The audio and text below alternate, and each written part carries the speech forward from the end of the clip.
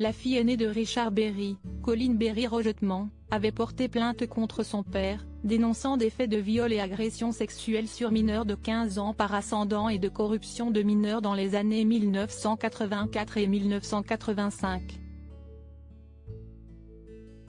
En septembre, le parquet de Paris a classé l'enquête sans suite en raison de la prescription des faits et en décembre, la condamnation de la plaignante, pour diffamation envers son ex-belle-mère Jean Manson, a été confirmée en appel.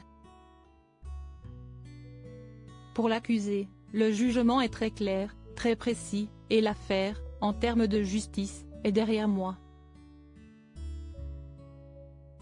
Je peux aujourd'hui m'exprimer et affirmer que tout est faux, explique l'acteur de Pédale douce au Journal du dimanche 18 décembre. Être accusé à tort, c'est une douleur omniprésente, une blessure profonde.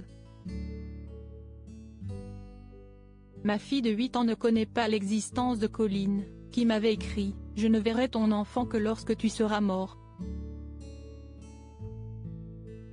Pour les besoins de l'enquête, elle a dû être entendue par la brigade des mineurs.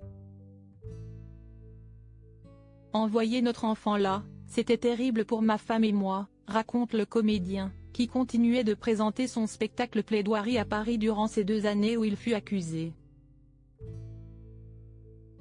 Richard Berry, qui est sa famille recomposée?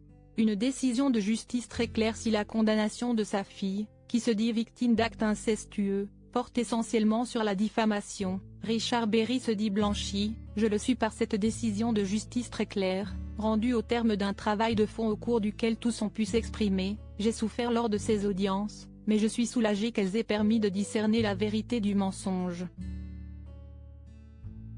Tentant d'expliquer les mensonges de Colleen Berry Rogetman, il évoque une possible jalousie. Il y a comme une jalousie, parfois féroce, vis-à-vis de mon autre fille, Joséphine.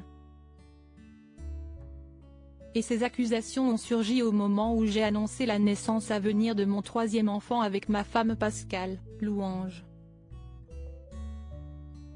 Colleen était aussi enceinte.